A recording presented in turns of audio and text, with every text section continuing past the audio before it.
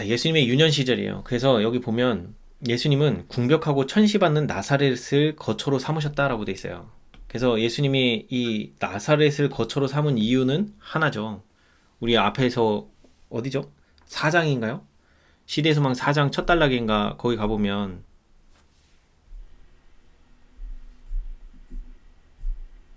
잠깐만요. 여기 보면 예수님이 이 땅에 오실 때 이 4장이 지금 너희를 위하여 구주가 나셨나니 라고 할 때 여기 보면 4장의 첫 단락에 영광의 왕께서 자기를 낮추고 성을 취하셨다. 그분의 지상에서의 환경은 거칠고 험악하였다. 그분의 영광이 가려졌던 것은 외양의 위험이 주목거리가 되지 않도록 하기 위함이었다. 그분은 모든 외적 장식을 피하셨다. 그래서 여기 보면 예수님께서는 어떤 세속적 성질의 매혹물로 사람들을 당신의 편으로 이끌려고 하지 않으셨다. 그러면서 오직 하늘의 진리의 아름다움만 그것이 메시아의 그것이 우리들의 마음을 이끌어야 됐다라고 말씀을 하고 계시고 그 다음에 하나님의 말씀의 증언에 기초해서 예수님이 메시아인 것을 받아들이기를 원하셨다고 말씀을 하고 있어요. 그래서 예수님은 태어나실 때 그래서 태어난 장소를 어디로 오셨냐면 여기 보면 나사렛이라고 하는 동네인데 이 나사렛이라고 하는 동네가 어느 정도로 악한 동네였냐면 예수님의 그 제자 중에 그 나다나엘이 나사렛에서 무슨 선한 것이 날 수 있느냐라는 말을 해요. 예수님의 그 나사렛의 형제가 이제 그 부를 때 이제 그런 나사렛에서 오신 분이라고 이제 그때 얘기를 할 때 그때 이 나사렛에서도 어떤 위치에서 태어나냐면 궁벽하고 천시받는 이 나사렛을 거처로 삼으셨다라고 돼 있고 이곳에서도 가난하게 태어나셔서 하루 벌어 하루 먹고 사는 그런 삶을 사신 거예요. 그래서 여기 보면 그분의 초기 생애에 관한 간단한 기록은 실로 의미심장하다. 왜 간단하냐면 성경에는 예수님의 유년 시절 이야기가 언급이 없어요. 거의 딱 두 절 나오나? 그래서 여기 보면 아이가 자라며 강하여지고 지혜가 충족하며 하나님의 은혜가 그 위에 있더라 라고 이런 식으로 말씀하시고 계셨고 그 지혜와 그 키가 자라가며 하나님과 사람에게 더 사랑스러워 가셨다라고 이렇게 누가복음 2장 52절에 이렇게 말씀을 하고 있어요. 그래서 여기 보면 그분은 정신이 민활하고 통찰력이 있었으며 그 다음에 생각이 깊고 지혜가 있었다라고 돼 있어요. 그러면서도 그분의 품성에는 균형 잡힌 아름다움이 있었다. 정신력과 체력은 아이의 성장 법칙에 따라 점점 발달하였다라고 돼 있어요.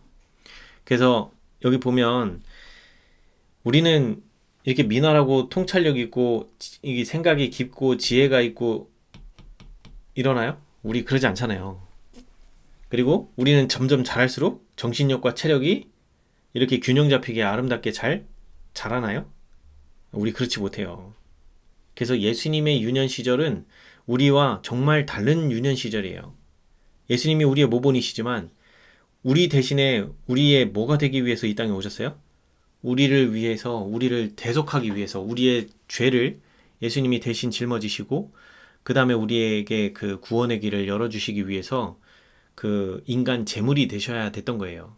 성소제도에 나와 있던 그 하나님의 어린 양, 그 범죄한 죄인이 어린 양을 끌고 와서 어린 양 머리 위에 자기의 죄를 자복하고 그래서 자기의 죄가 이 어린 양에게로 전가됐음을 믿고 어린 양을 잡고 그렇게 하면서 그 당시 성소제도에서는 죄가 어떻게 그 우리에게서 그 예수님에게로 전가되는지를 그 어린 양을 표상한 예수님을 표상한 그 어린 양을 통해서 죄가 넘어가고 우리가 그래서 죄를 범했지만 예수님을 통해서 우리가 깨끗해질 수 있다는 것을 성소 제도를 통해서 나타내고 있었던 거예요.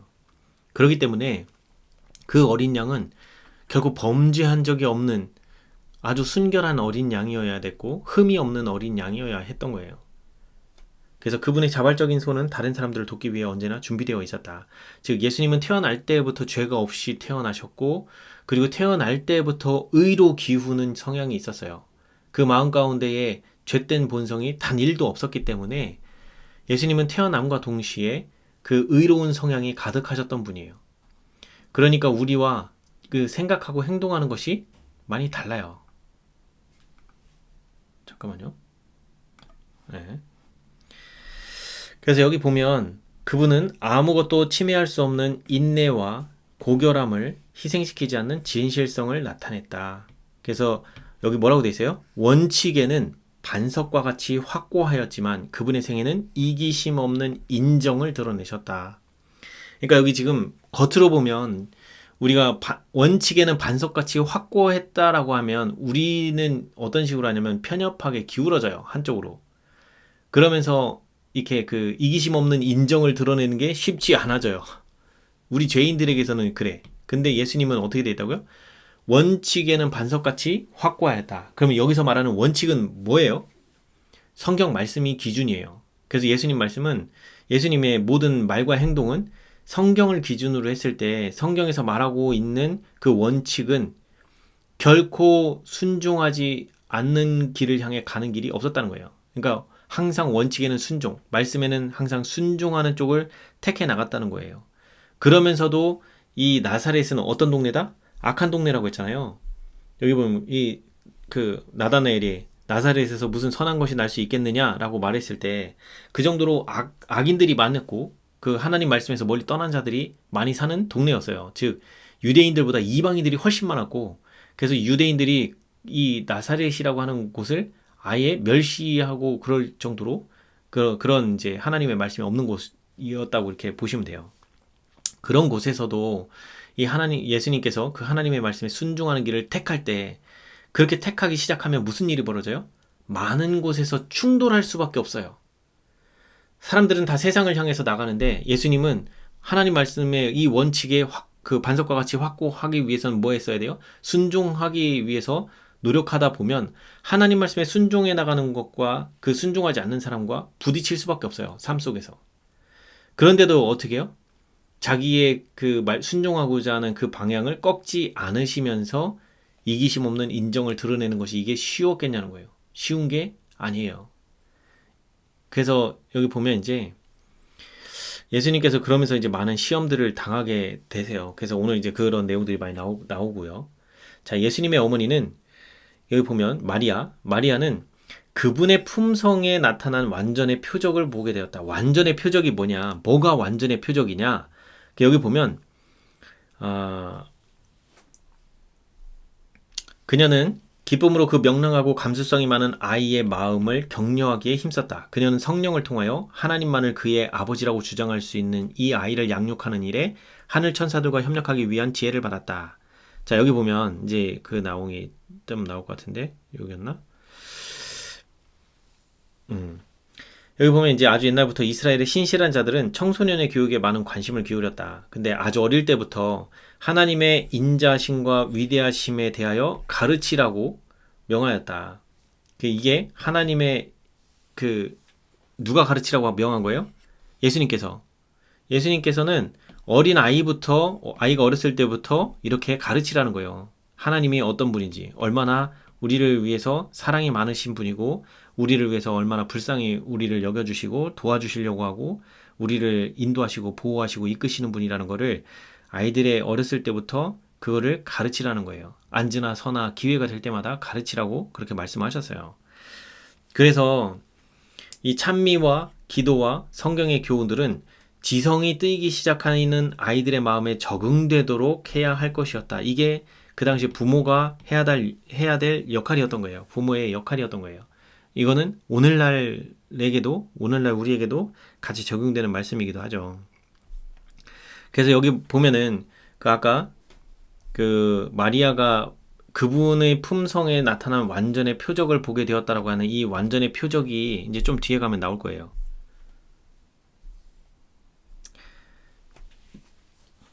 자, 여기 그분의 율법은 하나님의 품성의 표현인 것과 또한 그들이 율법의 원칙을 마음속에 받아들일 때 하나님의 형상이 그들의 심령에 새겨진다는 것을 가르쳐 주어야 했다. 이거 진짜 중요한 말씀이에요. 율법의 원칙을 마음속에 받아들일 때라고 하는 이것이 우리가 생각으로 인정하면 마음속에 받아들여지는 거예요? 아니에요. 여기서 말하는 이 마음속에 받아들여진다는 말은 어떻게 해야지 심령에 새겨지냐? 이게 우리 좀 아까 배은혜 자매가 얘기했던 그거예요. 우리가 말씀을 읽고 그 말씀이 나의 양심을 찌르고 나의 죄를 보여주셨을 때 내가 그 죄를 버리기로 결심하고 하나님을 의지해 나가면서 그 죄가 끊어지는 경험을 할 때에, 그 죄를 이기는 경험을 할 때에, 그때 나는 확실히 기억할 수 있어요. 뭘 기억하냐면 하나님이 지금도 살아계셔서 내 마음에 역사하셔서 나에게 그 죄된 이 성향대로 하고자 하는 그 욕구를 뒤로 하고 하나님의 뜻대로 순종하고자 하는 길에 내가 갈 수 있도록 나에게 능력을 주시는 분이라는 것을 경험을 함으로 인해서 내 마음에, 내 심령에 하나님의 말씀이 새겨지는 거예요. 이거는 단순히 우리가 생각하고 내가 그렇게 생각하고 인정함으로 심령에 새겨진다는 건 절대 아니에요. 그렇게 해서 새겨질 거였으면 벌써 전부 다 의인 됐어야 돼요. 이 성경 말씀과 예언의 신 읽는 사람들 모두가 다 의인 됐어야 돼. 근데 오늘날 그런가요? 그렇지 않아요. 그래서 성경과 예언의 신을 읽는다고 해서 내 마음속에 이게 새겨지냐? 절대 새겨지지 않습니다.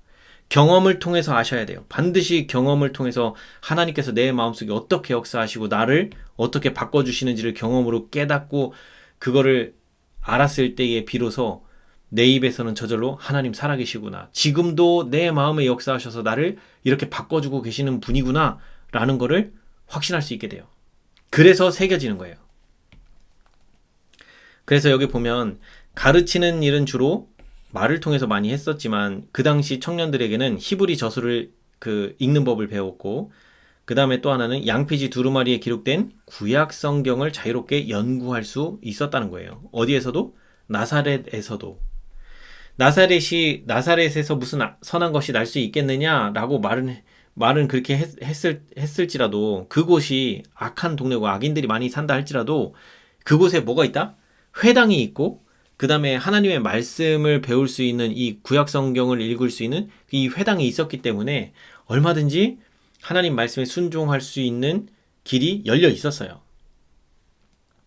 그래서 여기 보면 그리스도 당시에는 청년들의 종교적 지도를 위하여 아무런 시설을 하지 않은 마을이나 도시는 하나님의 저주를 받은 곳으로 간주되었다. 그러나 문제는 뭐예요? 이런 하나님의 말씀을 교육하는 시설들이 없는 마을이 없을 정도로 유대와 이스라엘 백성들이 사는 곳에는 빼곡하게 다 있었다는 거예요. 그런데 문제가 뭐예요? 이게 문제예요. 교훈이 뭐라고요?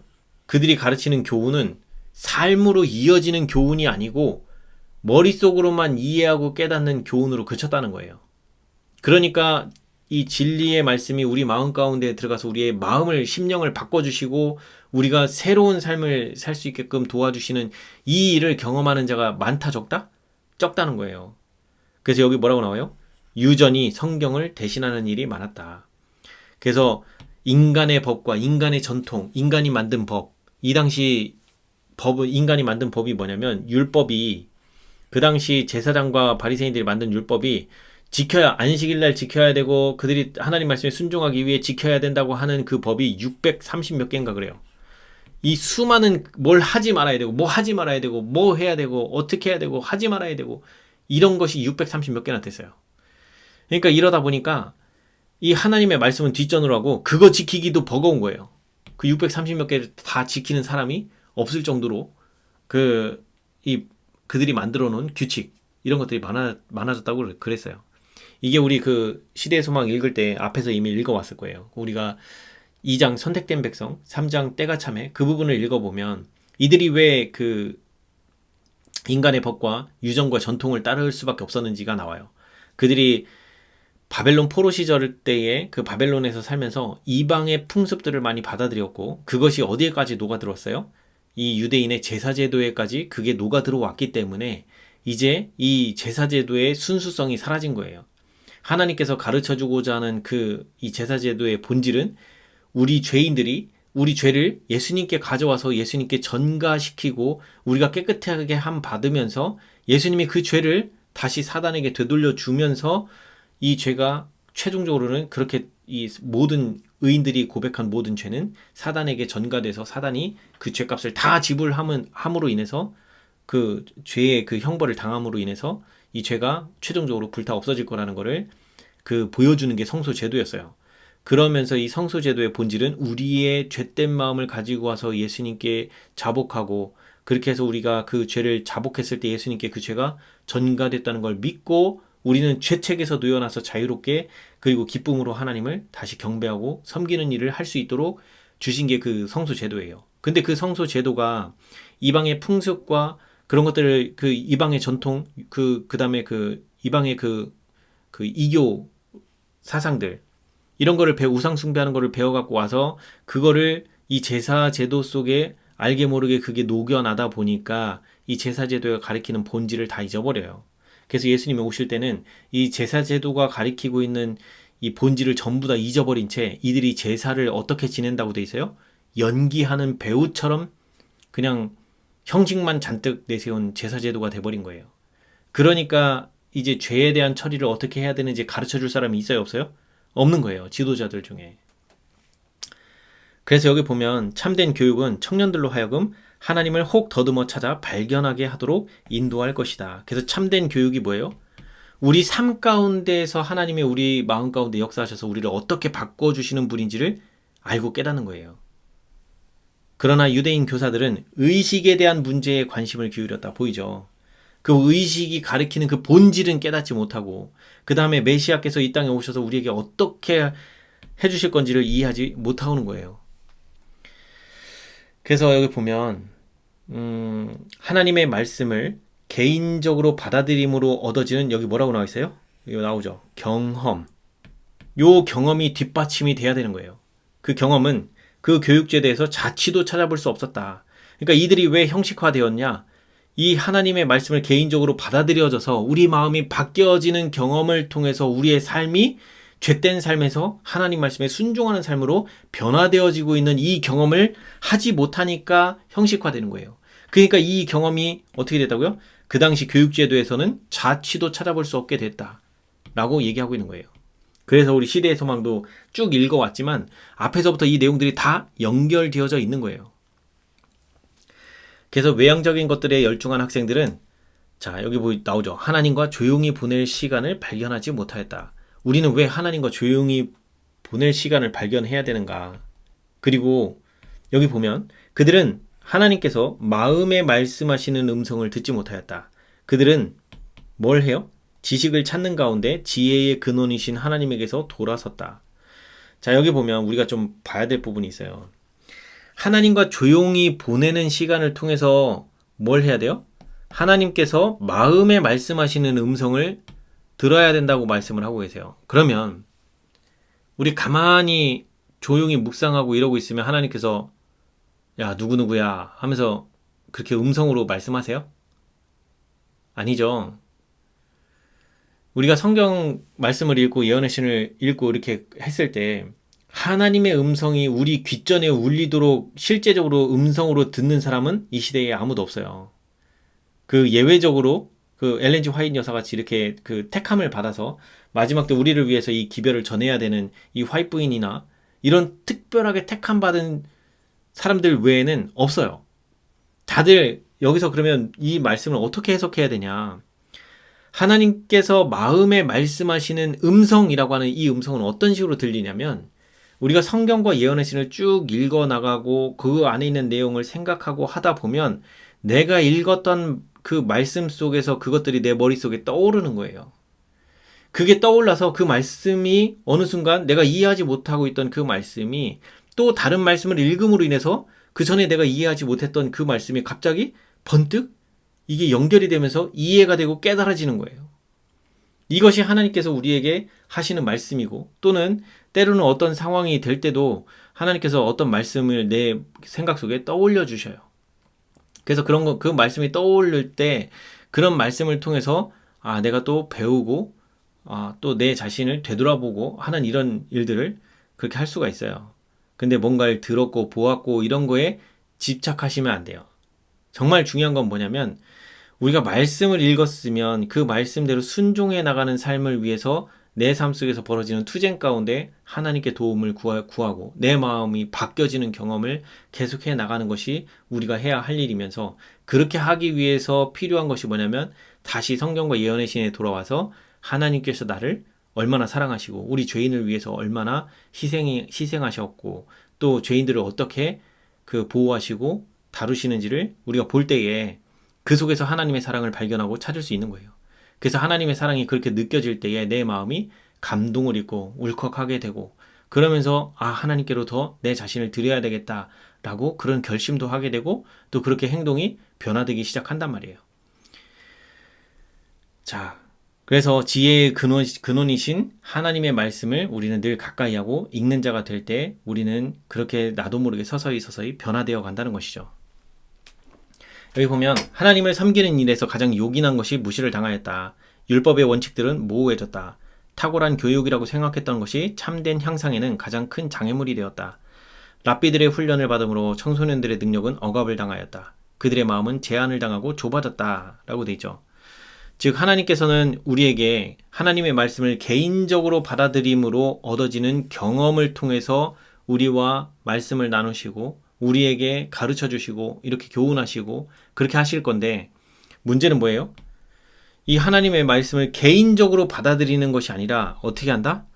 랍비들의 교육을 받는데 랍비들이 뭘 가르친다고요? 인간의 유전. 여기 보면 유전, 인간의 유전, 그리고 형식화된 교훈, 이런 걸 가르쳐 주니까 우리 마음에 이 개인적으로 하나님의 말씀을 받아들일 수 있는 일이 벌어져요? 안 벌어져요? 안 벌어져요. 그래서 오늘날 우리가 정말 조심해야 될 게 뭐냐면 지혜로운 목자를 잘 찾아야 돼요. 오늘날 우리가 이 교회에 있지만 이 교회에 가짜 교사들이 무지하게 많아요.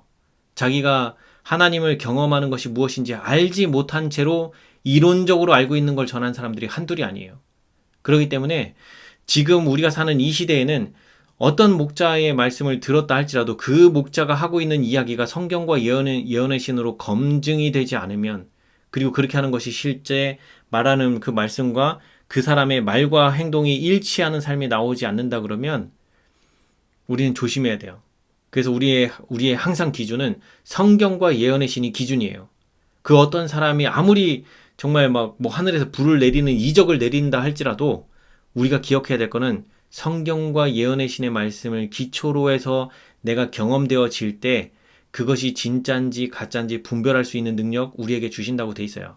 그러니까 우리는 성경과 예언의 신을 통해서 내가 직접 말씀을 읽고 내 경험 가운데에서 말씀을 적용해보고 내 삶 속에 적용해보고, 그러면서 그것이 말씀이 어떻게 경험되어지는 건지를 깊이 알고 깨닫는 일에 누구한테 그 도움을 구해야 돼요? 하나님께 말씀을 통해서 구하는 거예요.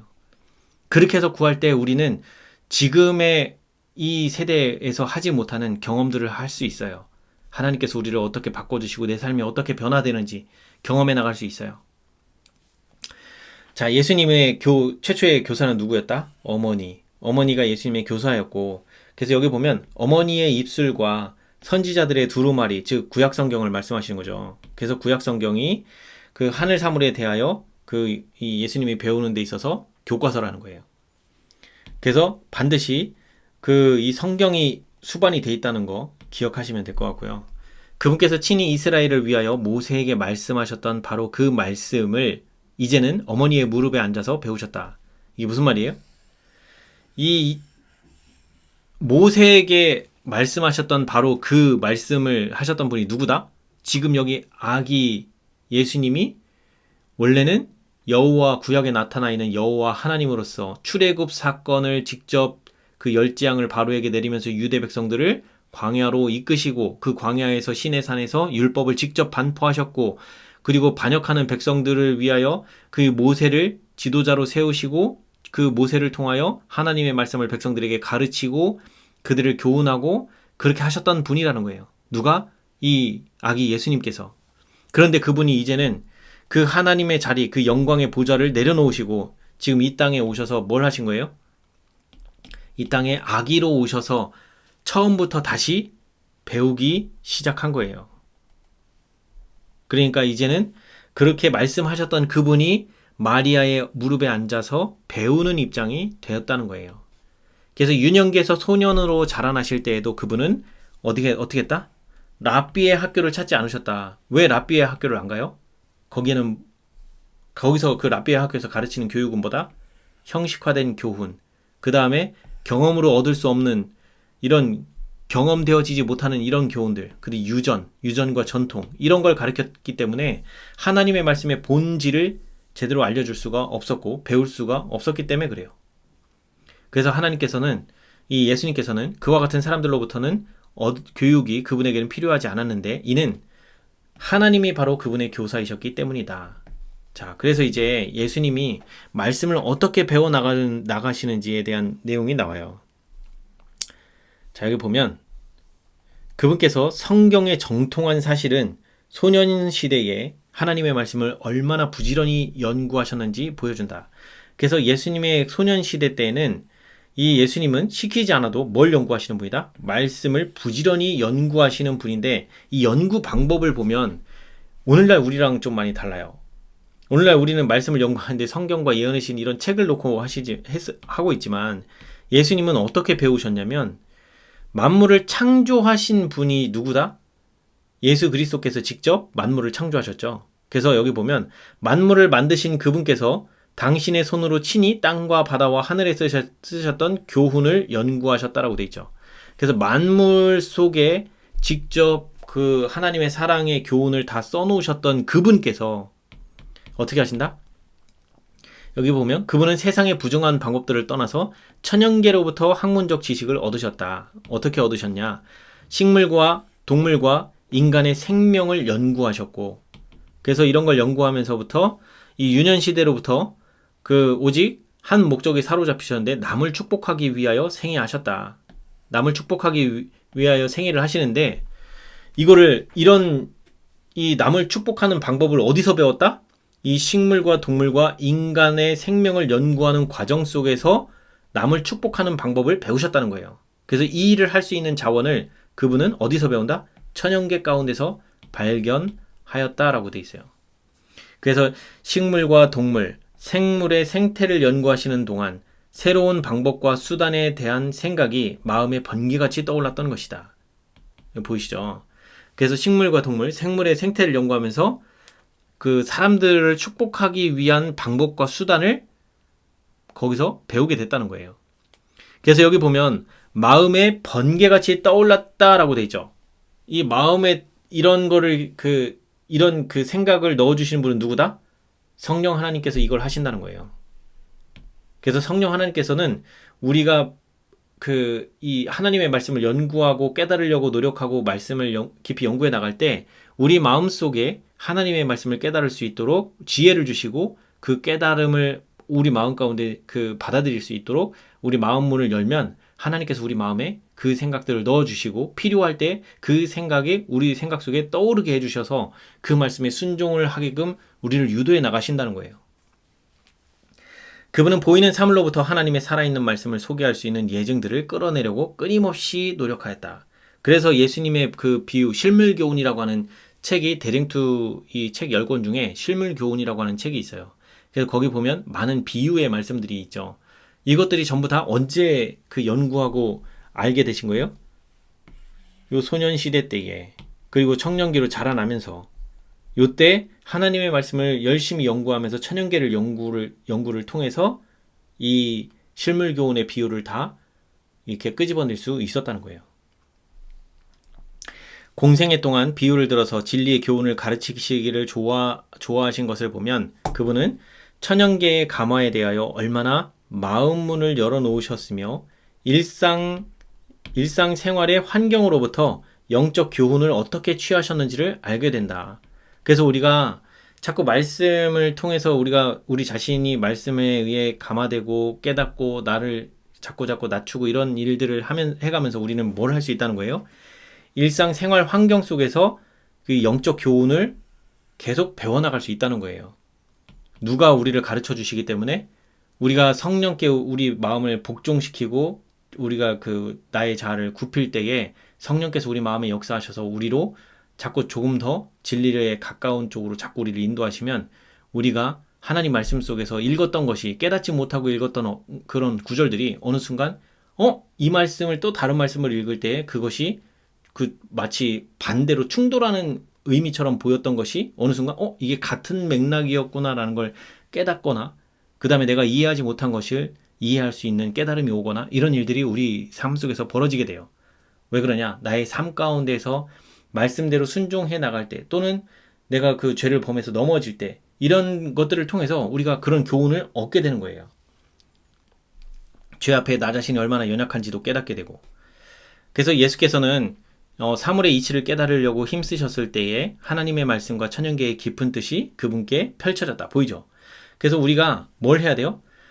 그 예수께서 사물의 이치를 깨달으려고 힘쓰셨을 때, 즉 하나님의 말씀과 천연계의 깊은 뜻이 그분께 펼쳐졌다. 즉 말씀을 이해하고 깨달으려고 노력을 하면, 노력하는 자에게는 어떻게 된다?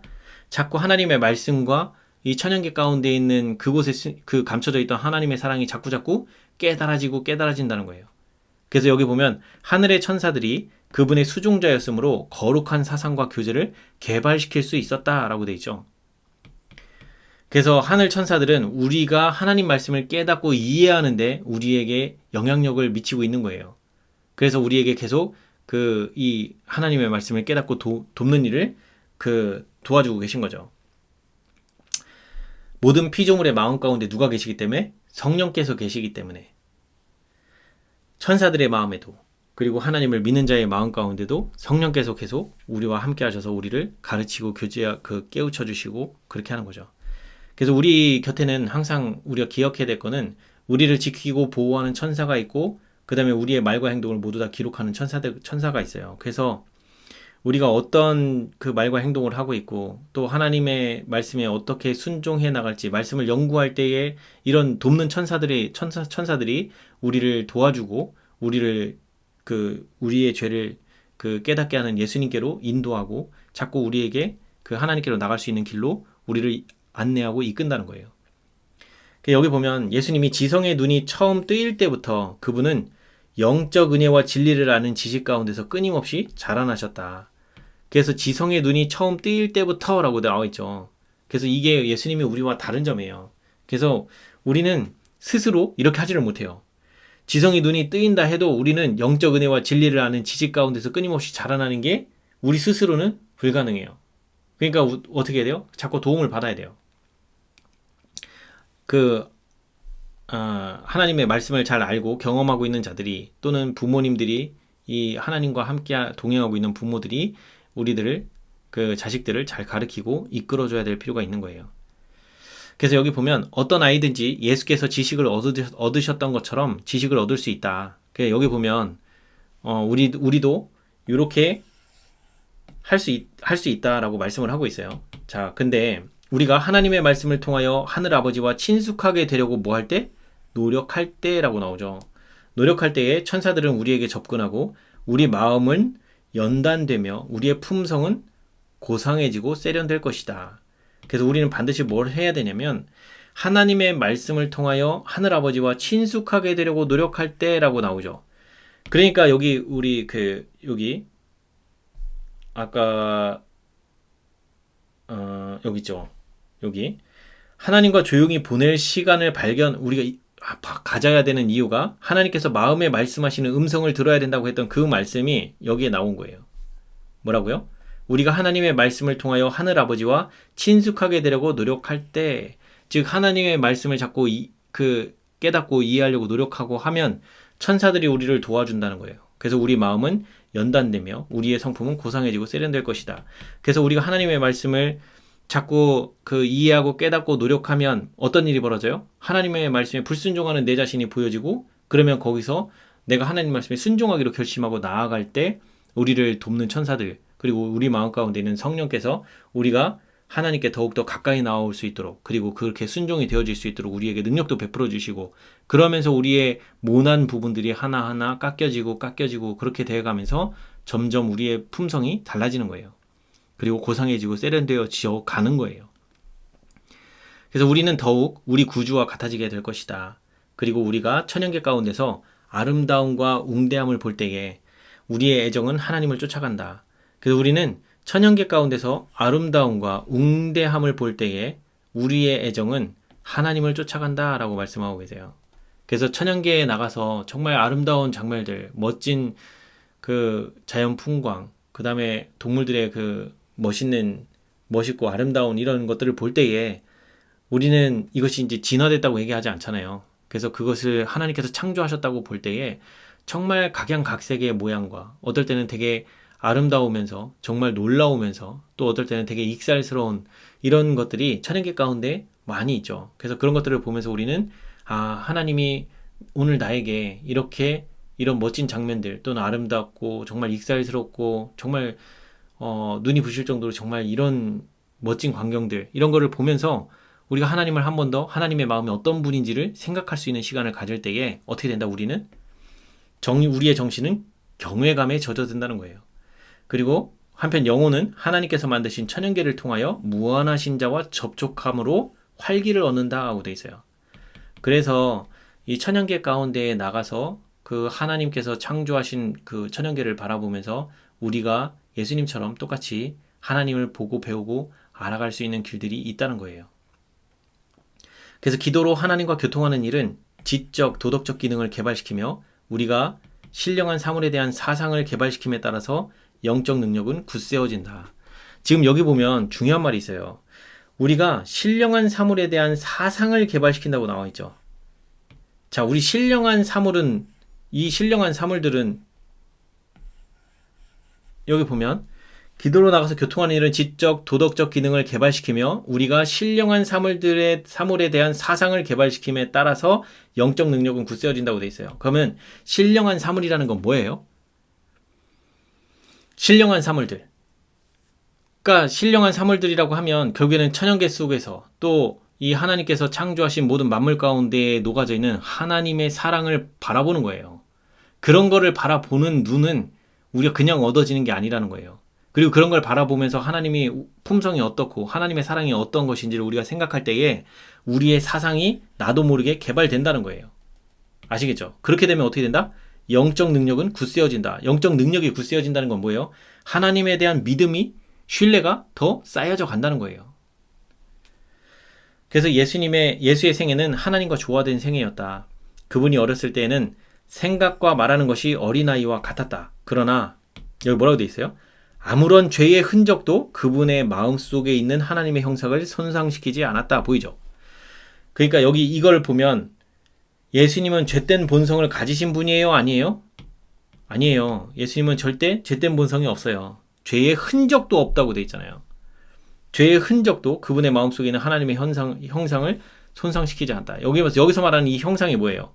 이것은 우리가 창세기 1장에 보면 잠깐 찾아보고 갈까요? 창세기 1장 26절을 보면 하나님이 이르시되 우리의 형상을 따라 우리의 모양대로 우리가 사람을 만들고 그들로 바다의 물고기와 하늘의 새와 가축과 온 땅과 땅에 기는 모든 것을 다스리게 하자 하시고 라고 할 때 여기 우리의 형상을 따라라고 말씀을 하고 있어요. 그래서 이 실제 원어의 의미를 보면 이 형상이라고 하는 게 뭐라고 되어 있냐면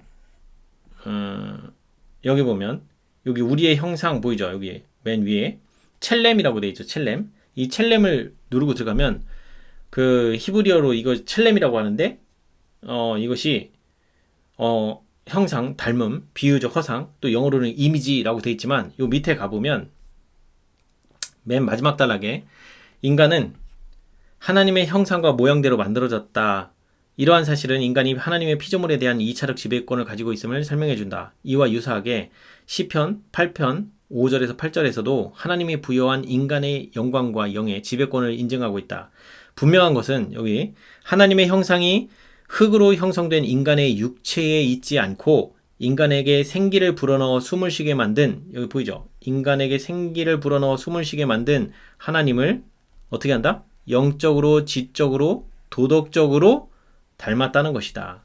즉 이제부터는 우리가 하나님의 형상이라고 해서 그 말씀하시는 그 형상을 얘기하면 우리가 하나님 뭘로 어떻게 닮았다? 영적으로, 지적으로, 도덕적으로 하나님을 닮았다라는 거예요. 즉 이게 뭐냐면 영적이고 지적이고 도덕적으로 닮았다는 얘기는 사상이 하나라는 거예요. 하나님과 같은 사상이라는 거예요. 그러니까 여기 지금 보면 하나님의 형상을 손상시키지 않았다는 얘기는 예수님의 사상은 누구의 사상과 일치한다는 거예요? 예수님의 사상은 하나님 아버지의 사상과 일치한다는 거예요. 근데 우리는 죄인인 우리는 지금 현재 하나님의 사상과 일치하나요? 그렇지 않아요. 우리는 범죄함으로 인해서 우리의 사상이 이타적인 사상에서 이기적인 사상으로 바뀌었어요. 즉 우리 사상의 주인이 바뀐 거예요. 원래는 하나님께서 창조하실 때 우리 마음 가운데는 이타심만 있었고 그때는 하나님과 거룩한 목적과 사상이 같았다고 생애의 빛 2장 죄인에게 필요한 그리스도 그 2장 첫 단락에 나와 있어요. 그래서 아담과 하와가 범죄하기 전에 범죄 전후 달라진 건 그들의 사상이 바뀌었다라고 돼 있어요. 그래서 하나님의 형상을 우리는 이미 많이 잃어버렸어요. 근데 예수님은 이 아직도 하나님의 형상과 일치한 그 사상 가운데 있다는 거죠. 자, 그래서 예수님은 그 죄된 본성이 없으셨지만 그분께서 시험에서 면제된 것은 아니었다라고 나와 있죠. 그러면은 지난번에 우리가 5장에서 배웠나요? 5장에서 할 때 배웠나? 이거 볼까요? 5장에 보면 예수님이 이 땅에 오시면 하나님으로서, 자, 예수님이 이 땅에 오시기 전에 하늘에 계신 하나님으로서 하나님은 뭐를 극도로 싫어하신다? 죄에 대한 하나님의 증오심은 죽음처럼 강하신 분이었다. 그러나 죄인에게 대한 사랑은 죽음보다 더 강하다고 선언한다라고 돼 있어요. 자, 그러면 예수님이 이 땅에 오셨을 때 겪으실 수 있는 시험은 어떤 시험들이 있을까요? 하나님으로서, 즉 신성이 내재되어 있는 인성 안에 신성이 내재되어 있는, 겉으로는 인간의 육체를 타고 나셨지만 실제 그분의 본성은 하나님이시란 말이에요. 이 땅에 육체로 계시지만 그 사람으로서, 하나님으로서 그 육신의 모양을 쓰고 이 땅에 오신 하나님이시란 말이에요. 그러니까 그분 안에는, 인성 안에는 신성이 있어요. 즉 하나님의 속성이 남아 있어요. 그렇기 때문에 하나님의 속성이 남아 있다는 얘기는, 하나님의 속성이 그대로 있다는 얘기는 뭔 얘기냐면, 죄를 보면 어떻게 한다? 죽음보다도 싫어할 정도로 증오한다. 이런 시험이 지금 예수님에게 신성적인 측면에서는 이 시험을 겪고 계신 거고, 인성적인 측면에서는 아담이 범죄하기 전에 아담은 그 사상이 바뀌었지만 그의 도덕적 수준은 타락하기 전에 하나님과 거의 이 도덕적 수준이 하나님과 일치한 사상 속에 있었기 때문에 이 타락한 적이 없었기 때문에 그 상태에서는 도덕적 수준이 가장 탁월하고 높은 때였어요. 그런데 그들이 사상이 바뀌고 난 이후에 이 아담이 범죄하고 타락했을지라도 아담의 도덕적 수준은 지금의 우리에 비하면 어마어마하게 좋은 사람인 거예요. 그런데 이 인류가 계속 죄를 범하면서 자꾸 낮아지는 게 뭐냐면 우리의 도덕적 수준이 낮아진다는 거예요. 그리고 우리의 도덕적 표준 자체가 높아지는 게 아니라 계속 낮아지는 거예요. 그래서 예수님이 이 땅에 오실 때 4,000년 동안 죄로 말미암아 도덕적 수준이 타락한 그 수준에서 예수님이 태어나셔서 그 열악한 도덕적 수준에서 하나님의 말씀을 배우고 알아가시면서 우리와 같이 연약한 상태에서 시험을 겪으신 거예요. 어떤 연약함? 도덕적으로 연약한 상태에서 우리와 똑같이 이 죄에 대항하고 이런 그 싸움을 싸워야 했던 거예요. 그래서 인성으로는 도덕적인 그 수준이 열악한 상태에서 하나님의 말씀을 늘 배우고 깨닫고 알아가시면서 그 하나님 말씀에 순종하고자, 그리고 매일 자신에게 아무런 능력이 없음을 깨닫고 하나님께 의지하면서 하나님의 능력으로 죄를 대항하고 승리해 나가는 이런 삶이 예수님 삶에도 계속 있었던 거예요. 그래서 여기 뭐라고 돼 있어요? 나사렛에서 무슨 선한 것이 날 수 있느냐? 요한복음 1장 46절에 나다나엘이 질문해서 엿볼 수 있다. 예수께서는 당신의 품성이 시험을 받을 수 있는 환경에 처하셨다. 그럼 어떤 시험을 받는가? 자, 예수께서는 당신의 순결성을 보존하기 위하여 항상 뭐한다? 경계하셔야 하였다. 왜 그러냐? 예수님이 지금 죄된 본성이 있어요, 없어요? 없어요. 예수님은 죄된 본성이 결코 없으신 분이에요. 그러니까 뭘 해야 돼요? 악에 물들지 않도록 마음을 지키는 일에 최선을 다하셔야 돼요. 그래서 여기 뭐라고 되어 있어요? 순결성을 보존하기 위하여 항상 경계하셔야 할 필요가 있었다. 자, 그래서 우리가 잘 생각해 봐야 될 게, 창세기 그 3장 15절에 보면 그 여자의 후손과 뱀의 후손이 이 땅에서 계속 쟁투를 치를 거고, 결국에 뱀의 후손은 머리가 깨지고 여자의 후손은 발 뒤꿈치가 상한다고 돼 있고, 그 다음에 요한복음 3장 16절인가요? 한번 찾아볼까요?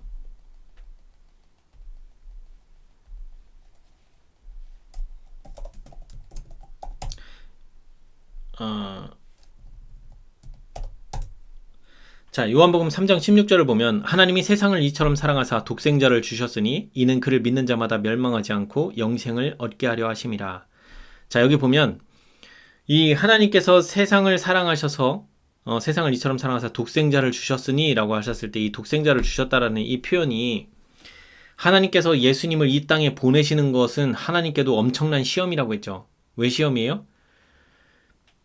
하나님이셨으면서 인성을 쓰신 예수님이 단 한 번이라도 죄의 유혹에 넘어지면 하나님이셨으면서도 뭘 당하셔야 돼요? 영원한 멸망을 당하셔야 되기 때문에 그래요.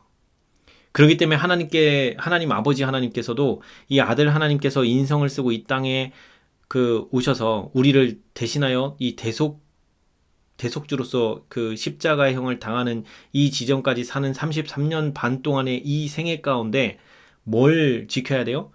단 한 번도 죄에 물들지 않게끔 뭘 보존해야 돼요? 하나님께 대한 순결한 마음을 계속 지켜야 됐던 거예요. 여기서 한 번이라도 죄의 유혹에 넘어지면 예수님도 영원한 멸망을 당하셔야 되기 때문에 그래요. 그리고 또 하나님을 온전히 나타내는 증거를, 그러니까 하나님의 품성이 사랑이라는 걸 온전히 증명하는 일에도 실패하기 때문에 그래요. 즉 그분은 우리가 당하는 모든 싸움을 싸우셨으니 이는 그분이 아이 때나 청년 시대나 장년 시대에서 뭐라고요? 우리에게 뭐가 되기 위해서? 본이 되시기 위함이었다. 무슨 본이냐는 거예요. 예수님은 우리의 모본이신데 무엇이 모본이냐? 예수님은 이 땅에 오셔서 인간의 육신을 쓰신 하나님이셨음에도, 즉 창조하시고 이거 하실 수 있는 능력이 그 안에 충분히 있었어요. 그리고 모든 인류를, 모든 질병을 싸그리 다 고쳐주실 수 있는 모든 능력을, 하나님과 똑같은 능력이 그 안에 있었어요. 그럼에도 불구하고 하나님께서 가지신 그 능력, 예수님이 가지고 계신 그 능력 사용하는 거를 내려놓으시고, 자기의 이기적인 목적이나 이런 걸 위해서 사용하는 걸 내려놓으시고, 예수님도 뭘 하신 거예요? 이 죄에 대항하여 싸우기 위해 자신의 것을 사용해서 대항하는 것이 아니라 자기의 자신이 가지고 있는 것은 사용하지 않고 우리 인간과 똑같은 입장에서 하나님 아버지께 늘 능력을 구해 받아서 죄를 대항하며 싸워 나가셨던 거예요. 그래서 여기 뭐라고요? 우리가 당하는 모든 싸움을 싸우셨으니 라고 돼 있는 거예요. 그래서 모든 죄의 유혹을 대항하여 싸우는데 스스로 싸운 것이 아니라 하나님의 능력을 늘 구하면서 기도로 하나님과 계속 연결되어 있으면서 죄의 유혹에 맞서 싸우고 하나님의 보호하심 속에 늘 감춰져 계셨던 거예요. 그것이 우리의 모본이라는 거예요. 그래서 우리 보고 뭐 하라는 거예요? 하나님께 피하여 숨으라는 거예요. 우리 나의 이기적인 마음, 나의 자아대로 하고자 하는 그 마음대로 하지 말고, 그렇게 해 나가서 마음의 고통과 시련과 고난 겪지 말고 뭐 하라는 거예요? 하나님의 능력을 의지해서 하나님께 피하여 숨어서 내 말과 행동이 변화되고, 그리고 온전히 온유한 자, 그리고 오래 참는 자, 악한 거 생각하지 않고 성내지 않고 무례히 행하지 않는 이런 자가 되라는 거예요. 사탄은 나사렛의 아기 예수를 정복하기 위해 지칠 줄 모르게 노력하였다. 예수님은 아주 어렸을 때부터 하늘의 천사들의 보호를 받았으나 그럼에도 불구하고 그분의 생애는 흑암의 권세에 대항하여 싸운 긴 투쟁의 생애였다. 보이죠? 예수님이 이 땅에서 이렇게 긴 투쟁의 생애를 보내셨다라고 하면 예수님을 믿는 예수님의 제자들 또한 어떠겠어요? 주인이 이 정도의 투쟁을 하고 있는데 그러면 그 제자들이라고 하는 우리들은 어떻겠냐고요? 우리는 우리의 생애도 이 투쟁이 끝나면 돼요, 안 돼요? 예수님도 싸우셨어요. 그러니까 우리에게도 늘 내가 죽는 순간까지 우리에게도 뭐가 있다? 이 죄의 유혹이 끊임없이 우리에게 있다는 거예요. 뭐 때문에? 여기 보면 이 지상에 악의 더럽힘을 받지 않고 사는 사람이 한 명이라도 있다는 사실은 뭐라고요? 흑암의 왕에게 불쾌하고 당혹스러운 일이었다. 그래서 이 장면을 생각을 해보면 요거를 욥기 1장과 연결해서 생각해보면 이해하기 쉬워요. 욥기 1장은 욥기 1장은 하늘에서 벌어진 그 장자의 총회에 어느 날 지구 대표로 사단이 왔어요. 그래서 하나님께서 네가 어디서 왔느냐 라고 물으니까 사단이 뭐라고 얘기해요? 여기저기 두루두루 돌아 왔나이다 라고 하면서 이렇게 왔어요. 그때 하나님께서 대뜸 사단에게 뭐라고 얘기하세요? 너 내 종 욥 주의하여 보았니? 세상에서 욥만큼 의로운 자가 없느니라 라고 얘기를 하고 있어요. 그 얘기는 무슨 얘기예요? 여기 보면 악의 더럽힘을 받지 않고 사는 사람 중에 한 명이라는 거예요, 욥이. 그러니까 사단이 이거 그냥 두면 돼요, 안 돼요? 그러면 큰일 나요. 왜 그러냐? 사단은 이 지구를 자기 자신이 그 다스리는 땅이라고 주장했으면서 또 뭐라고 얘기했냐면 하나님은 죄인을 용서하시는 분이 아니라고 주장을 했어요. 그렇기 때문에 이 한 번 범죄하고 난 이후에 이 사람들은 결코 용서받지 못할 죄인이고 그들 중에 이 지구의 통치권을 갖고 있던 그 아담이 그 자신을 주인으로 섬겼기 때문에 그 통치권은 자기 거다라고 주장을 한 거예요. 그러니까 이 지구에서 누가 나오면 안 돼요? 의인이 나올 수가 없다라는 게 사단의 주장이에요. 그런데 하나님은 뭐라고 얘기했다고요? 욥한테? 사단에게 너 내 종 욥을 주의하여 보았느냐? 이 세상에서 욥만큼 의로운 자가 없다. 그러니까 사단이 그렇게 그 말이 만약에 그게 사실이라고 하면 사단의 주장이 거짓말이라는 게 들통이 나는 거예요. 그러니까 사단이 가만히 있을 수가 없어요. 그래서 흑암의 왕에게 불쾌하고 당혹스러운 일이었다. 그래서 불쾌하고 당혹스러운 거예요. 그대로 두면 무슨 일이 벌어지기 때문에 자기가 주장한 주장이 거짓말이라는 게 들통나기 때문에 그래요. 그래서 어떻게 하냐? 그 다음부터 그는 예수님을 시험에 빠뜨리기 위하여 온갖 수단을 다 썼다. 보이죠? 이거 욥기 1장도 똑같잖아요. 욥이 그렇게 의롭다고 하나님께서 평가를 하시니까 사단이 뭐라 그래요? 그거 의로운 척 하는 거잖아요. 그거 한번 하나님의 보호하시는 손길 한번 거두시고 한번 쳐볼까요? 그래서 하나님께서 뭐라 그래요? 그러면 생명만 건들지 말고 네가 하고 싶은 대로 해봐라 라고 하나님께서 허락을 하셔요. 그러니까 내려가서 어떻게 해요? 욥의 모든 재산과 뭐 이런 거 싸그리 다 망하게 만들죠. 진짜 알몸만 남을 정도로 싸그리 다 없애고 막 이런 일에 들어갔어요. 그때 욥이 어떻게 된 거예요? 시험에 빠진 거죠. 누구에 의해서? 사단에 의해서. 예수님도 똑같은 거예요. 그래서 이 땅에서 우리는 하늘에서 하나님과 사탄 간에서 벌어지는 선악간의 대쟁투의 한복판에서 우리 각자를 통해서 하나님과 사탄 간의 그 주장, 누구의 주장이 맞는지를 증명하는 증인들로 서 있는 거예요. 우리 각자가 그거를 깨닫고 이해할 때에 이 영적 신앙생활에는 전혀 다른 방향으로 흘러가게 된다는 거예요. 그냥 단순히 구원받기 위해서 신앙생활하는 게 아니라는 거예요. 나는 누구를 옹호하고 누구의 품성을 드러낼 거냐라고 하는 이 전쟁의 한복판에 우리가 서 있다는 거예요. 그래서 인간의 어떤 자녀도 우리 구주께서 당하셨던 것처럼 그렇듯 치열한 시험과의 투쟁 속에서 거룩한 생애를 살도록 부르심을 받지는 않을 것이다. 그래서 우리가 시험을 똑같이 우리도 겪지만 예수님이 겪은 시험은 우리와 다른 시험이라는 거예요. 무슨 시험? 예수님은 우리와 똑같은 인간으로서 겪는 시험은 똑같지만 뭐가 있어요 또? 신성으로서 겪는 시험이 또 있는 거예요. 죄를 증오하는 그 마음 가운데 죄를 극도로 증오하는 그 마음이 있지만 죄인을 구원하시기 위해서 죄를 증오하는 마음을 잠시 내려놓고 오래 참으셔야 돼. 죄를 증오하는 마음으로 죄를 불태워 없애시는 분인데 바로 불태워 없애시면 이 사람들이 다 죽어요.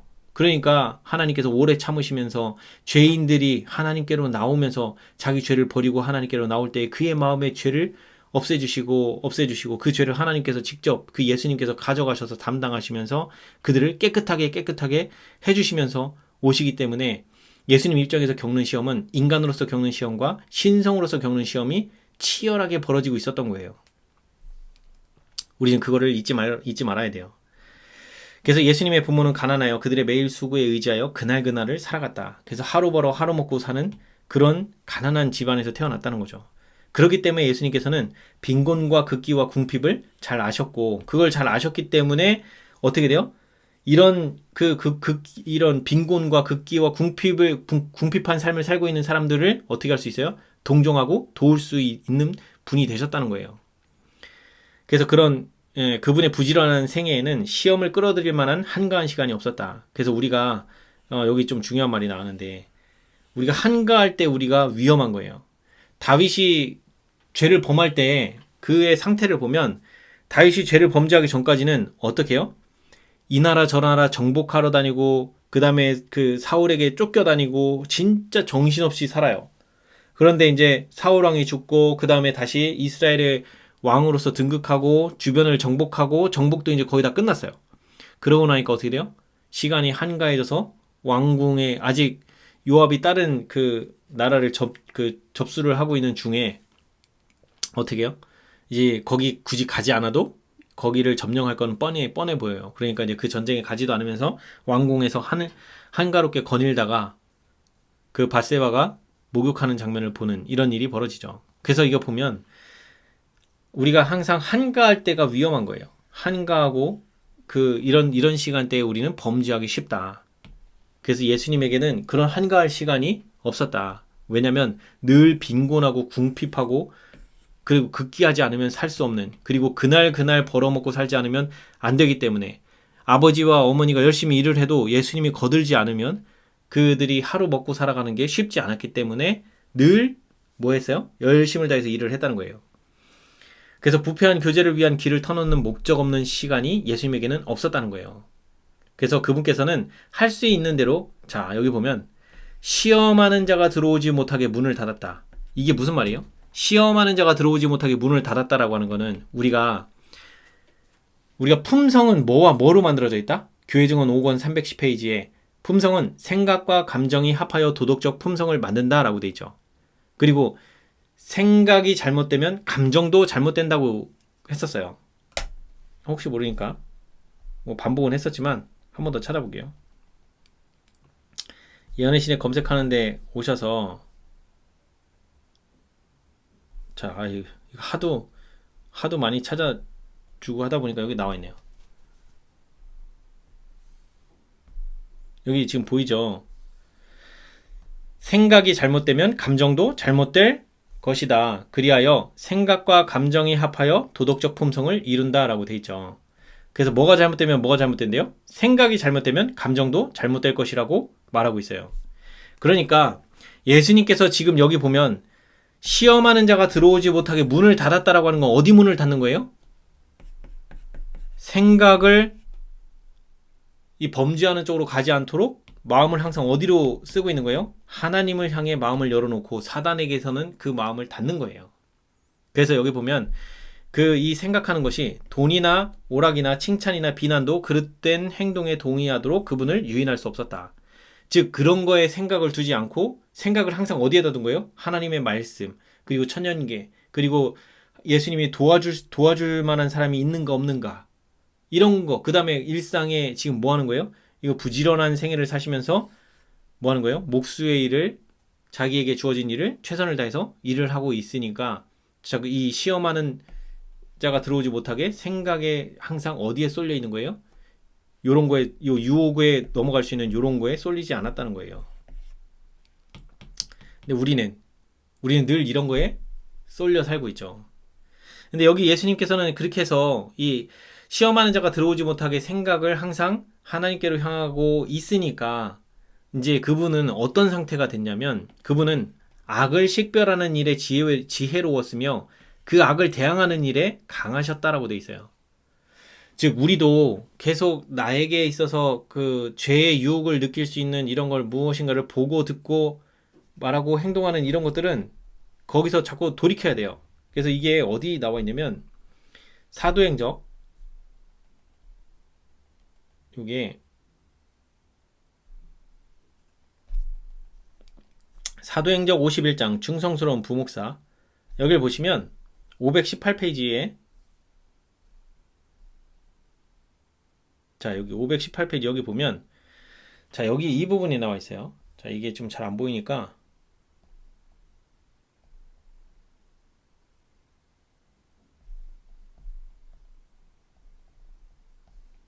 이거를 그냥 다 복사해가지고,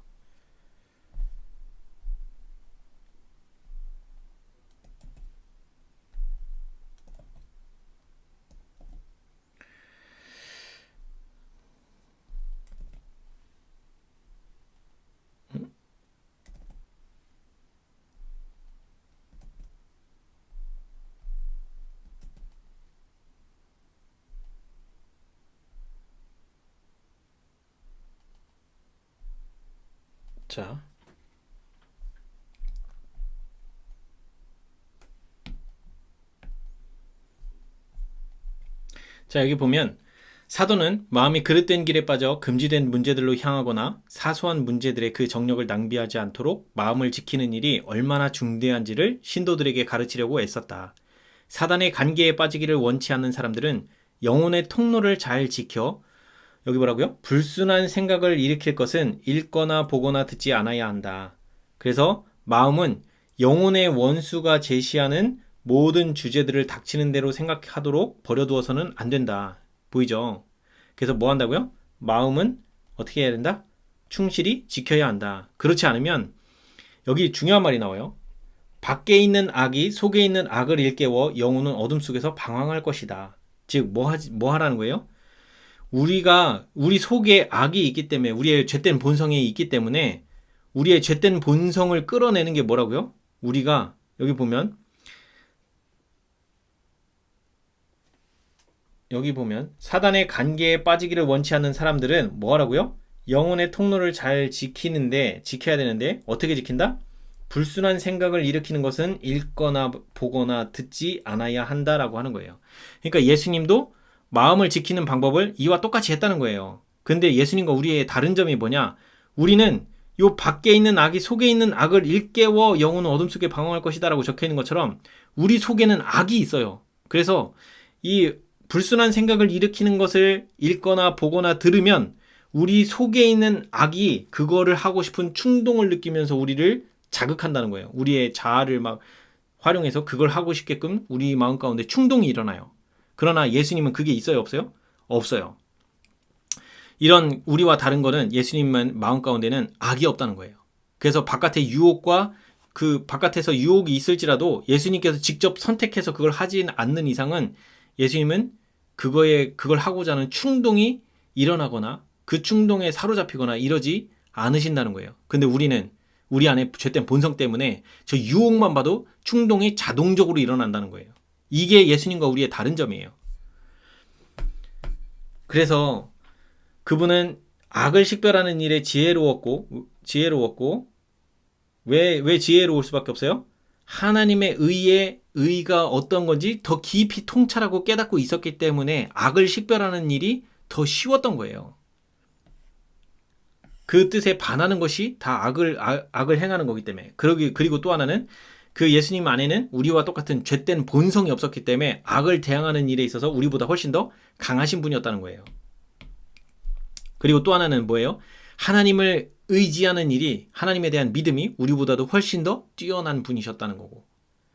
그래서 그리스도는 이 세상에 살았던 사람 중에서 유일하게 뭐라고요? 죄 없는 분이셨다.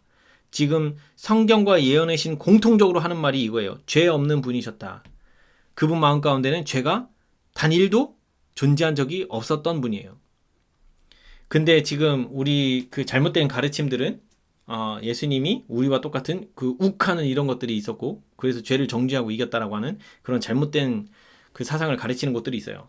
근데 여기 성경과 예언의 신은 절대 그렇게 얘기하지 않아요.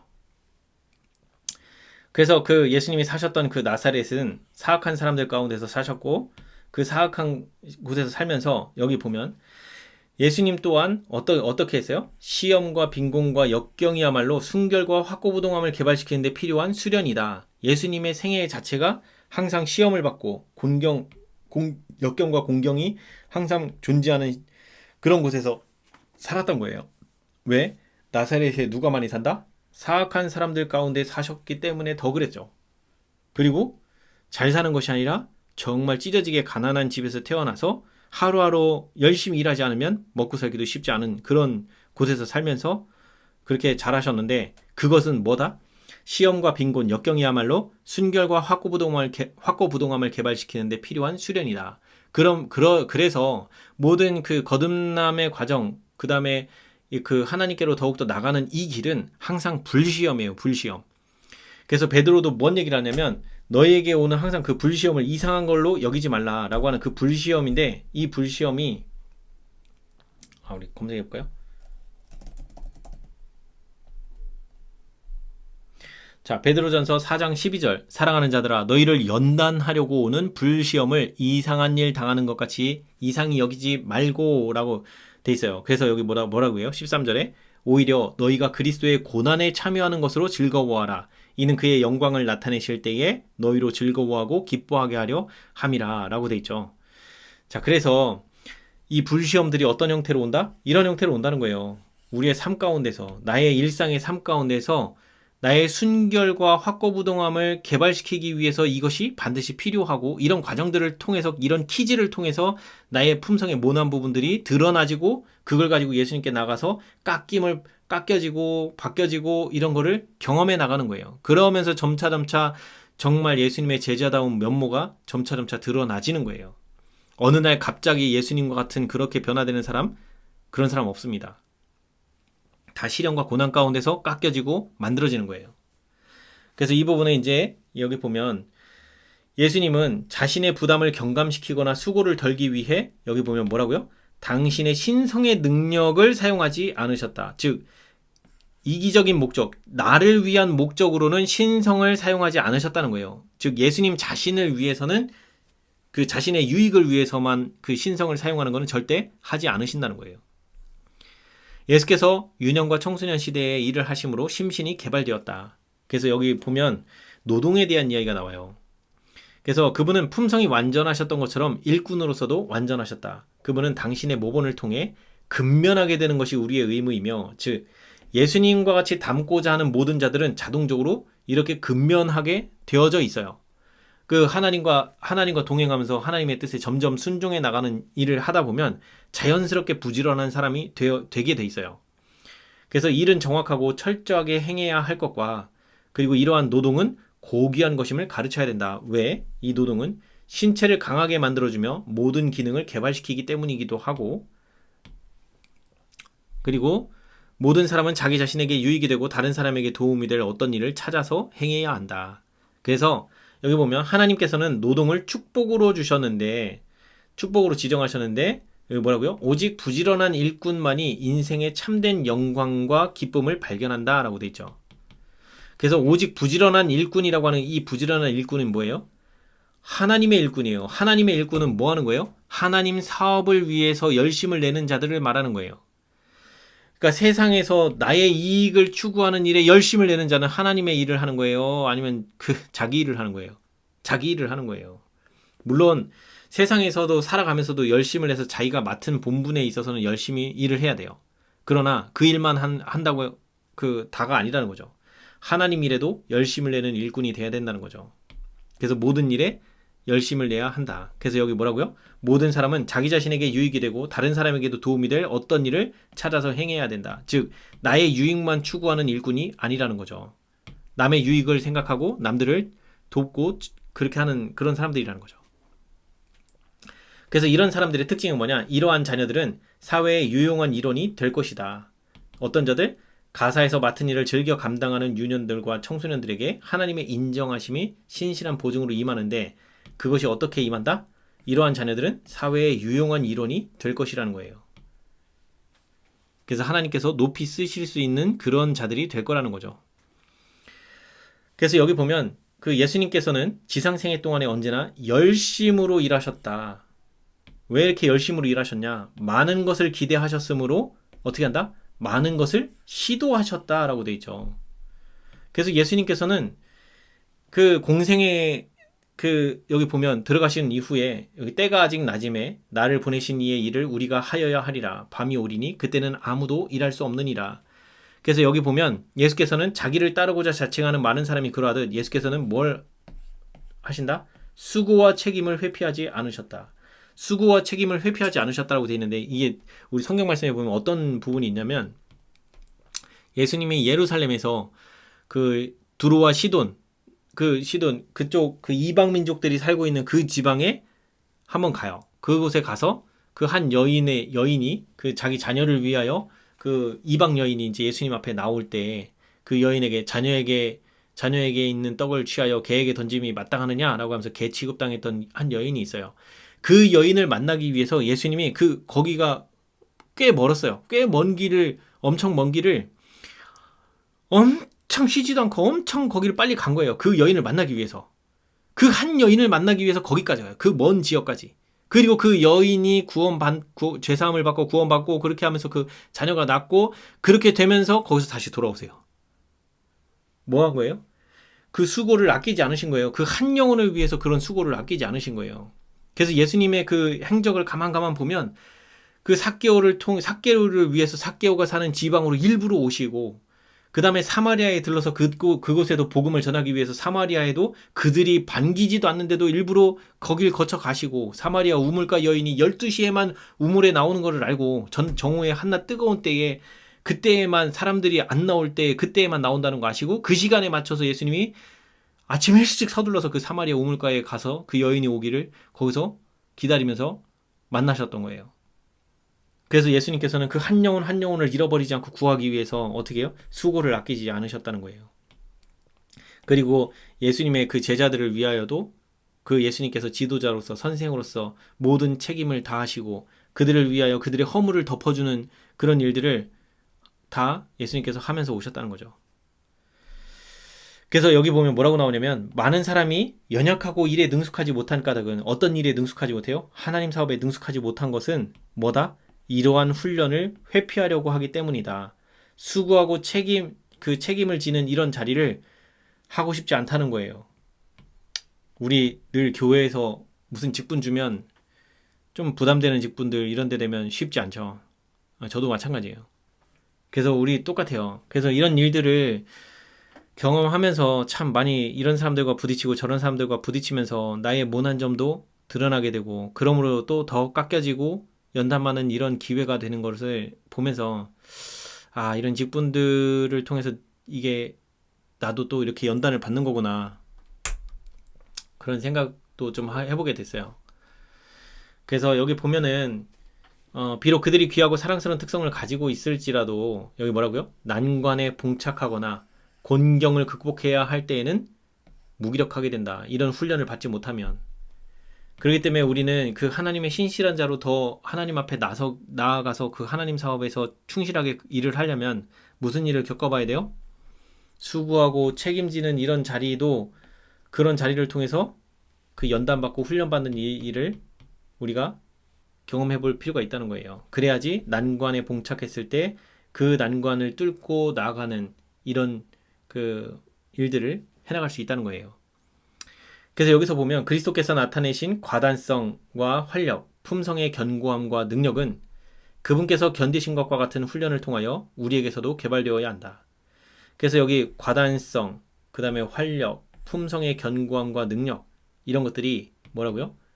그분께서 견디신 것 같은 이런 훈련을 통하여, 그래서 훈련을 통하여 우리에게서도 개발되어야 한다. 그래서 품성의 개발은 다 훈련을 통해서 개발되는 거예요. 그래서 우리 그 기억해야 될 게 뭐냐면, 그 출애굽기 있죠. 출애굽기 그 다음에 출애굽기, 민수기, 여기를 보면 이 광야에서 애굽에서 종살이 하다가 그들이 자유함을 얻고 예수님의 그 종인 모세를 통해서 하나님의 음성을 듣고 이제 쭉 광야로 나왔어요. 광야로 나온 그들은 그때부터 가나안에 들어가기까지 뭘 한 거예요? 하나님의 품성을 배워가는 훈련을 그 광야에서 받았던 거예요. 광야 40년, 그 세월은 이들의 품성이 계속 변화받을 수 있는 기회고 절호의 그런 찬스였던 거예요. 그 시련과 고난과 역경을 통해서.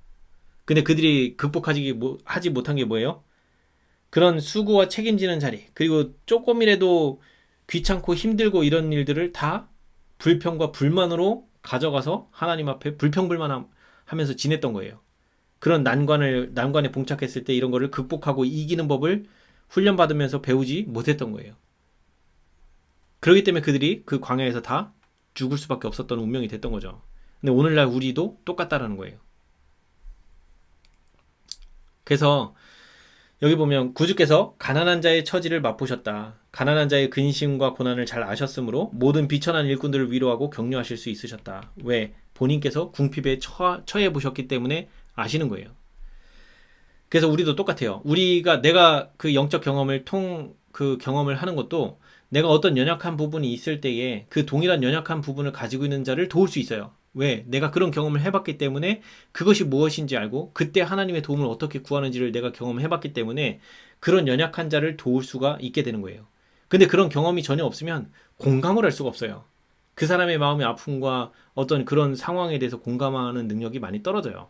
그렇기 때문에 뭐 중독을 경험한 자들이 경험해보고 하나님에 의해서 중독을 극복했다라고 하면 그 중독을 경험하고 있는 자들, 그들이 하나님의 능력을 어떻게 의지하고 나갈 수 있는 건지 가르쳐주고 이끌어줄 수 있어요.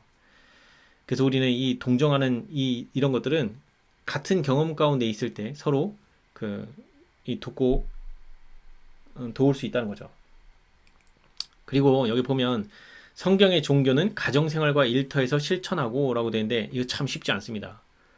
쉽진 않은데 가정에서 또는 일터에서 이게 그 신앙이 말씀대로 그렇게 되어진다고 하면 이 신앙생활을 못할 곳이 없어요. 가정이 제일 쉽지 않고 그 다음 가정 밖에 가는 곳이 어디예요? 일터 이런 곳에서도 쉽지는 않다. 그런데 우리가 하나님의 말씀의 능력을 의지해서 우리가 그 가운데서 나의 모난 점을 계속 이 연단하려고 오는 그 불시험을 통해서 나의 모난 점이 드러나질 때 그걸 가지고 예수님께 가져나가면서 내가 더 이 훈련을 받는 거죠. 그러면서 우리가 이 가정생활과 일터에서도 이제 하나님의 복음을 전하는 자가 되어질 때에 우리는 드디어 복음 사업에 완전히 나갈 수 있게 된다는 거죠. 그래서 우리가 세상의 사업에 힘을 기울이면서도 뭐 하래요? 오직 일편단심 하나님의 영광만을 염두에 두는 것은 많은 인내와 영성이 요구되는 것이다. 그러니까 이게 하루아침에 될 일이 아니라는 거예요. 그래서 일을 하는 중에도 나의 마음 가운데 영순위는 뭐가 돼야 돼요? 하나님께 영광 돌리는 거. 하나님께 영광을 돌린다는 건 뭐예요? 결국에는 하나님의 품성을 드러내는 거고, 품성은 생각과 감정이고, 생각과 감정은 하나님의 사랑이고, 하나님의 사랑은 고린도전서 13장 4절부터 7절까지에 나와 있죠. 그래서 우리는 우리의 말과 행동으로 오래 참고 온유하고 고린도전서 13장 4절부터 7절까지 있는 것이 그게 나와지도록 하나님께 의지해서 내 마음이 바뀌는 경험들을 이걸 계속 해나가는 건데 이것이 쉬운 일이 아니다. 거기 뭐가 필요하다? 많은 인내와 영성이 요구되는 것이다. 영성은 뭐예요? 영적으로 계속 성장해야 돼요. 말씀을 통해서 그리고 나의 넘어지고 또 다시 이기고 승리하고 또 넘어지고 하는 이런 과정들을 통해서 말씀 속에서 나타내고 있는 이 하나님의 뜻이 그리고 또 나의 부족한 부분 그리고 또 내가 하나님을 또 어떻게 의지하고 하나님께서 나를 어떻게 도와주시고 나를 어떻게 이끌어 가시는지 이런 것들을 계속 말씀을 통해서 배우고 알아가면서 경험과 어우러져서 이것이 점점 나의 내적 품성이 점점 이 풍성해지고 하나님에 대해서 순종되어져 나가는 삶이 될 거라는 거예요. 근데 그것은 단시일 내에 되는 게 아니라는 거예요. 그래서 여기 보면 그리스도께서 돕는 자가 되신 것은 바로 이러한 환경에 있을 때이다. 그래서 예수님께서는 우리를 위하여 돕는 분이시라는 거죠. 예수님께서도 이런 가정 환경 일터에서 누구를 도와요? 주변에 도울 수 있는 사람들, 어려운 사람들, 여기 보면 좀 아까 나왔죠. 가난한 자, 그리고 근심과 고난한 근심 있는 자, 고난하는 자, 비천한 일꾼들 이런 사람들을 돕는 자이셨다는 거예요.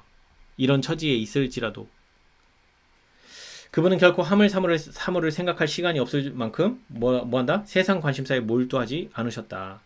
그래서 세상 일을 하시면서도 중간중간 뭐 하신다고요? 그분은 자주 시와 하늘의 노래를 부름으로 마음속에 있는 기쁨을 표현하셨다. 즉 중간중간 계속 하나님과의 연결된 연결 상태를 유지하셨는데 그걸 어떤 식으로 하셨다? 시와 하늘의 노래를 부름으로 찬양함으로 자꾸 마음을 하나님께로 연결하는 작업을 계속 해 오셨다는 거예요. 그래서 나사렛의 동민들은 그분이 음성을 높여 하나님께 찬송과 감사를 올리는 소리를 자주 들었다. 그분은 노래로서 하늘과의 교통을 유지하셨다. 여기 적혀 있죠. 그래서 우리가 찬양하는 게 참 중요해요. 근데 이게 일하면서 찬양하는 게 참 쉽진 않아요. 그래서 우리가 이거를 예수님의 모본을 쫓아서 우리도 세상 일에 몰두해 있을 것만이 아니라 중간중간 하나님을 생각하면서 찬미하고 하나님께 감사 돌리는 그런 시간들을 자주 가져야 될 필요가 있다고 생각합니다. 그래서 예수님은 세상을 치유하는 은혜의 샘이셨다. 그래서 그분의 생애에서는 동정과 친절의 조수가 흘러나왔다. 참 우리는 그게 잘 안 되죠. 여기 보면 연로한 자나 슬퍼하는 자나 죄짐을 진 자나 순진한 기쁨 속에서 즐겨노는 어린이나 숲속의 작은 피조물들이나 무거운 짐을 실은 참을성 있는 짐승들은 물어나고 이런 모든 사람들이 어떤다고요? 모두 그분이 계심으로 더 행복해졌다. 이런 말들은 참 쉽지 않아요. 우리 마음 가운데 예수님이 오시지 않으면, 예수님의 마음을 구하지 않으면 나의 존재가 과연 있는 것이 다른 사람들을 행복하게 하는 것인가 한번 생각해 볼 필요가 있는 것 같아요. 저도 참 너무 부족한 것 같고 늘 다른 사람들을 불편하게 하는 입장에 있지, 다른 사람들을 행복하게 하는 입장에 있지 못한 것 같아요. 그래서 능력의 말씀으로 우주를 붙들고 계셨던 그분께서는 상처를 입은 한 마리의 새를 살리시려고 몸을 굽히시곤 하셨다. 그래서 그 동물 하나도 그냥 지나치시지 않고 이렇게 모든 동물들에게도 이 동정하시고 그렇게 하셨던 걸 보면 마음이 얼마나 순결하신 분인지를 좀 알게 되는 것 같아요. 그래서 여기 보면 그분의 주목을 끌지 못한 것은 하나도 없었으며 가치가 없다고 생각하고 봉사하지 않은 것은 하나도 없었다. 이거 지금 우리 사상으로는 이렇게 못해요. 예수님에 의해서 우리 마음이 완전히 변화되고 바뀌어져야 이것이 가능해져요. 그래서 우리가 할 수 없는 이런 상황에서 우리가 이렇게 해야 되는데 우리 마음 가운데 그렇게 할 수 없을 때 예수님께 철저하게 매달려서 나도 예수님처럼 이렇게 진짜 가치가 없다고 생각하고 하지 않은 봉사가 없게끔 정말 작은 거 하나에도 정말 사랑으로 대할 수 있는 그런 마음 달라고 우리가 늘 구하는 그런 우리가 돼야 될 것 같아요. 그래서 여기 보면 그분은 몸소 모든 사람을 등이 동정할 수 있음을 보임으로써 모든 사람의 공명을 이끌어내셨다. 그래서 진짜 전도하는 사람에게서 나와야 될 게 뭐냐면 이거예요. 뭐라고요? 모든 사람을 등이 동정할 수 있음을 보여야 한다. 모든 사람의 공명을 이끌어내어야 한다. 근데 참 저는 그게 안 되는 것 같아요. 마치 투견처럼 자꾸 대들려고 해서 큰일 났어요. 저도 제 자신을 참 많이 반성하고 바꿔야 된다고 생각합니다. 그래서 여기 보면 안식일에 그 예수님께 그 선지자의 교훈을 낭독해달라는 요청이 많이 들어왔었고, 그래서 예수님께서 성경의 말씀을 읽을 때에, 말씀을 나누실 때에 그 말씀을 듣는 사람들은 새로운 빛이 비쳐나오는 것을 느끼고 감동을 받았다고 합니다. 왜냐? 바리새인들은 유전과 전통으로 말씀을 가르쳤지만 예수님은 성경에 나타나 있는 참 진리의 가르침을 바르게 드러내셨기 때문에, 그러니까 사람들이 감동을 받지 않을 수가 없어요. 왜냐하면 하나님이 무서운 하나님이 아니고 우리를 얼마나 사랑하시는 분인지, 그리고 우리의 죄를 깨닫게 하시고 우리를 죄를 버리게 하시고 구원하시려고 하시는 분이라는 것을 자꾸 드러내시기 때문에 그래요. 그래서 여기 보면 예수님께서는 과실을 피하셨다. 나사렛에 사시는 동안 온 기간 내에 그분은 결코 나사렛에서 뭐를 안 하셨다고요? 이적을 행하지 않으셨다는 거예요. 이적을 자꾸 베풀면 뭘 한다고요? 자기 자신을 드러내는 이런 과시할 수 있는 이런 상태가 되니까 절대 그런 이적을 나타내지 않으시고, 그리고 아무런 칭호도 받지 않으셨다. 높은 지위를 구하지도 않으셨다. 그래서 여기 보면 그분의 단순하고 조용하고 단순한 생활, 그리고 그분의 유년 시절에 관하여 성경이 침묵을 지키고 있는 것까지도 중요한 교훈을 가르쳐준다. 이게 뭐하다는 거예요? 예수님이 얼마만큼 겸손한 분인지를 알 수 있게 해주는 대목이에요. 아이의 생애는 조용하고 단순할수록 곧 인위적인 흥분에서 떠나고 자연에 조화될수록 심신의 활력과 영적 능력에 더 유리하다. 그래서 우리 그 화이트인 권면에 보면 시골 생활을 해야 된다는 이유가 여기 있어요. 그 도움이 되는 거 여기 보면 자연에 조화될수록 심신의 활력과 영적 능력에 더 유리하다라고 돼 있죠. 근데 이제 이 품성 변화를 위해서 시골에 가는 것이 유리한 측면이 있지만 시골에 가서도 어떻게 하느냐에 따라 달려 있어요. 시골 간다고 무조건 품성이 변화되는 건 아니다.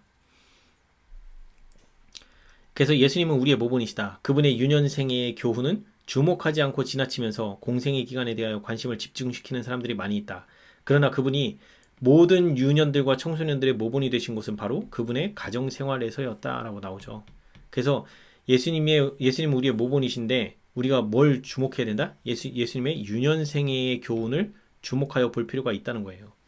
그래서 우리의 신앙생활이 우리 가정 가운데, 우리 삶 가운데에서 신앙생활을 어떻게 해야 될지를 예수님은 유년시대를 통해서 잘 드러내고 계시다라는 거죠.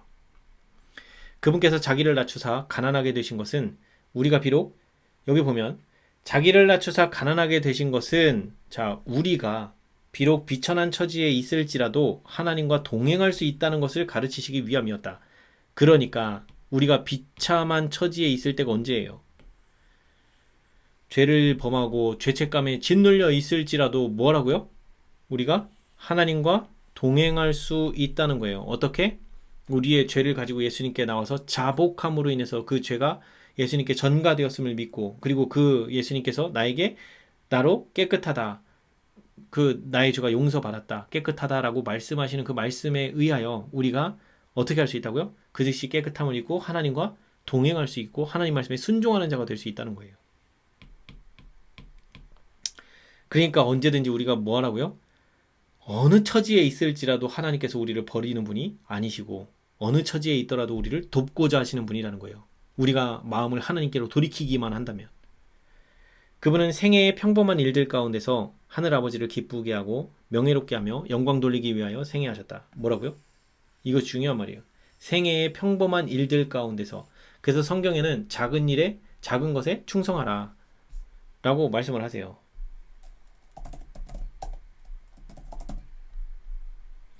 자, 누가복음 16장 10절. 지극히 작은 것에 충성된 자는 큰 것에도 충성되고 지극히 작은 것에 불의한 자는 큰 것에도 불의하니라. 그래서 여기 나오죠. 그 작은 것이라고 하는 건 뭐예요? 우리의 일상 평범한 생활 가운데에서예요. 그 가운데서 그 하나님께 영광 돌리기 위하여 생애하는 것, 즉 먹고 마시고 행하는 모든 일에서 하나님의 말씀에 순종해 나가고 주변 사람들, 내 가족과 이 주변 사람들을 대하는 그 말과 행동들을 통해서 거기서 나의 불순물들이 나올 때에 그걸 가지고 하나님께 가지고 나가서 그걸 이 고침 받고 그렇게 해 나가는 그런 삶들이 벌어져야 된다는 거죠. 그렇게 될 때에 우리는 일상에서 하나님께 영광 돌리는 것이 자연스럽게 되어지고, 그렇게 될 때에 하나님께서 우리를 사용하셔서 많은 사람들을 구원하는 일, 그 도구로 우리를 쓰실 수 있다는 거죠. 네, 그래서 오늘 우리가 배운 거는 예수님의 유년 시절을 배웠고, 내용이 좀 많이 길었죠. 좀 살짝 요약 정리해보면, 오늘 그 예수님의 유년 시대를 보면서 우리가 좀 이해하고 깨달아야 될 부분이 뭐가 있냐면, 예수님께서 이 땅에 성육신 하셨을 때 예수님이 죄 없는 생애를 사셨다는 것, 그리고 예수님의 본성 가운데는 죄가 단 1도 없으셨던 분이라는 것, 그리고 예수님께서는 늘 의로 기우는 성향이 있으셨고, 그 다음에 가정생활 일상에서 이 하나님의 말씀을 실천하는 자였다는 거예요. 그리고 늘 그 율법의 말씀을 마음에 받아들이고 그걸 마음에 새기면서 열심히 하나님의 말씀을 연구하고 천연계를 통해서 하나님의 뜻이 무엇인지, 그리고 사람들을 말씀으로 어떻게 인도하고 이끌 건지를 천연계를 통해서 그 방법이나 수단이나 이런 거를 배워왔다는 거죠. 배우셨고, 네. 그래서 많은 사람들을 돕는 일에 능하시게 되기 위해서 이 연단과 그 훈련과 이런 거를 받으셔 왔다는 거죠. 그분의 생애 곳곳에서 작은 일, 일상의 작은 일들에 충성하고, 그런 일들 속에서도 하나님을 위하여, 하나님께 영광 돌리기 위하여 주변의 사람들을 돕는 일에 최선을 다하면서 사신 예수님의 유년 시대는 우리가 계속 다시 한번 또 되돌아보고 할 그 소중한 챕터라고 생각합니다. 오늘 여기까지 하고 마치도록 할게요.